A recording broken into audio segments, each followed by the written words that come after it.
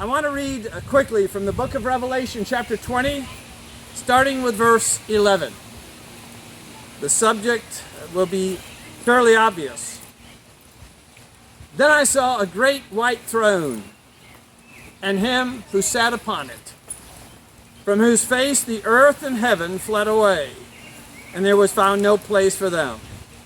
And I saw the dead, small and great, standing before God, and the books were open. And another book was opened, which is the book of life. And the dead were judged according to their works by the things written in the books.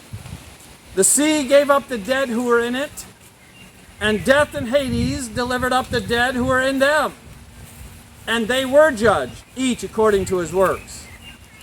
Then death and Hades were cast into the lake of fire. This is the second death. And anyone not found written in the book of life was cast into the lake of fire. And as the book of Revelation always also tells us, those that are in the book of life will be forever with the Father in heaven in a place of eternal bliss. Of course, John is recording the judgment scene, the same scene Jesus talked about. Matthew chapter 25, 31 and following. Jesus said, when the Son of Man comes in his glory, with all the holy angels with him, then he'll sit on the throne of his glory. All the nations will be gathered before him, and he will separate them one from another as a shepherd divides his sheep from the goats. And he will set the sheep on his right hand, but the goats on the left. The Apostle Paul echoed those words in Romans 14, verse 10. He said, for we shall all stand before the judgment seat of Christ. And also in 2 Corinthians 5, verse 10, for we must all appear before the judgment seat of Christ. There is a song, and in this book, you don't have to turn there, but it's a great song. It's called There's a Great Day Coming, page 474. Let me just read it. It's very short, but it just spells this out for us.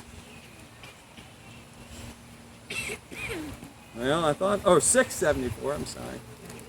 I might have said that and just looked at the wrong number.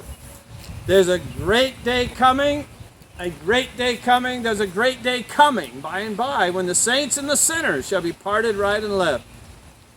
Are you ready for that day to come? There's a bright day coming, a bright day coming, there's a bright day coming by and by, but its brightness shall only come to them that love the Lord. Are you ready for that day to come? There's a sad day coming, a sad day coming, there's a sad day coming by and by, when the sinner shall hear his doom, depart, I know you not. Are you ready for that day to come? Are you ready, are you ready, are you ready for the judgment day? And so it is. Well, we need to be ready, we all know that. And to be ready, we all need to examine ourselves, which was kind of the subject matter of this morning's sermon. And if there's any sins in our lives, and we all sin, if there's anything in there that we have not repented of, confessed, we certainly need to do so. John said, 1 John 1, verse 9, if we confess our sins, he's faithful and just to forgive us of our sins and to cleanse us from all unrighteousness. We certainly need in prayer to ask God's help when it comes to making needed corrections in our lives. We can't do it on our own. We need the Lord. And you know, as some did this morning, sometimes we just need to ask prayers from our spiritual family. As I did this morning. And Patricia, and Brenda, and Lisa, and Tanya, and Brenda Nix. And then we certainly need to spend time with our church family doing just this. And then we need to keep an eye on the sky. I heard a preacher once say, that's the thing, he said, that's the thing that helps keep me in line, is I keep my eye on the sky. Almost every day I'll look up.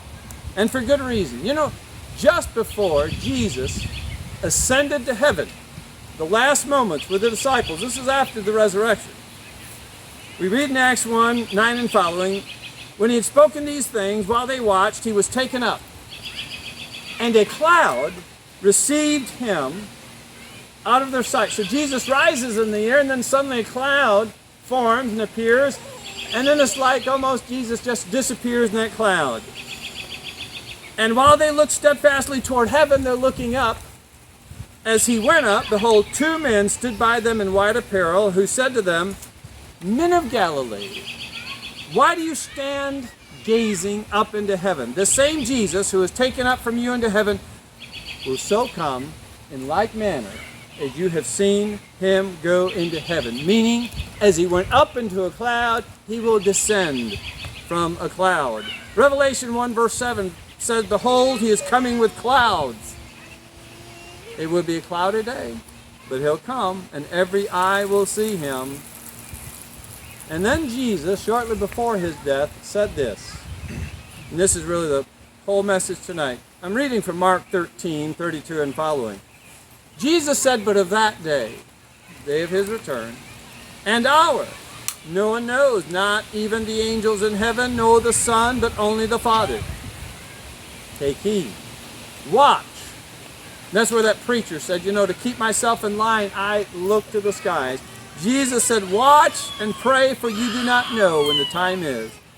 It's like a man going into a far country who left his house and gave authority to his servants and to each his work and commanded the doorkeeper to watch.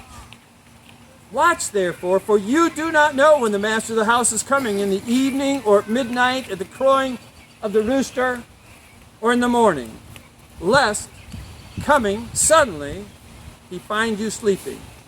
And what I say to you, I say to all. Watch. Keep an eye on the sky. Before I close, I want to share something of a personal nature. None of us knows how much longer we have in this world. But for people like me, the end is much closer than was the beginning of our lives. And that being the case, a few weeks ago, I began making some serious material preparations. I bought 2 burial plots at Marble Park Cemetery, almost exactly 12 feet from where Edon is currently lying, his body, and where Betty, one day, 50 years from now, may be lying. And only about 35 feet from where Ike Willett was buried. And I hope to purchase a gravestone to be put out there in the next week or two. I'm checking everything I can. Insurance, other accounts, to make certain that Brenda is still the primary beneficiary. She forced me to do that. Not at all. I'm updating everything I can. And I'm writing out, I haven't finished, I'm writing out my own obituary. My mother did that before her death, and it was just so awesome. And other really specific instructions for Brenda. So if I pass before she does, which I hoped is the case, because I don't know if I could deal with her passing, but I don't want her to have to worry about anything like, what do I do with this, that. I just want her to have all the facts, everything. And my mom did that. She had every little detail of what to do, who to call, everything about even her funeral service, the pulse, everything. And by the way, some of you, God willing, will be taking part in my service. Ash will be at least one of the song leaders. Lester, I was hoping he'd show up tonight. Probably will help. Don, Corey, Larry. Did you know Abram will probably have a part in my service? Did you know that, Abram? So you better get ready, bud. Our younger, stronger men will serve as pallbearers. And they even have a plan for our young children. They may not be real young then, I don't know. I could live another 6 months, 6 years, 20, I don't know. But whatever young children we have here will be involved, and probably Jerry Lawson will be presiding at the service. And I think that's a good thing, just to get ready. But of far more importance is to make sure that my soul is ready. That was behind my sermon this morning. And I pray you'll do the same. That marker that hopefully will be set up sometime maybe in July will have these words, among other things. And these words are especially for my son, for Brenda's children, my brother George, and for anyone else It will say, Jesus is returning to raise us. Please make preparations to meet us in the air. Because only those who are prepared will meet us in the air. And that's my lesson for you. I was telling Betty the other day, as I was telling her the proximity of our gravesite to where her and Edon's grave is, and I said, you know, God willing, rising from the ground at the return of Jesus, one of the first things I want to do is give Edon a high five. Yeah. And rise and go to a much better place. And I don't know how many of you might end up buried in that cemetery. Many of you may be alive when Jesus returns, but I sure would love to go up in the clouds right around you to be with the Lord and go on. Thank you for listening. If there's anybody tonight who needs to make any changes in your life, we don't really have any seat, but I'll tell you what, we're going to sing 2 verses of the invitation song, and then right after the invitation song, I'll just pause a moment, and if anybody does have something, just raise your hand right where you are. All of you who are old enough have obeyed the gospel. So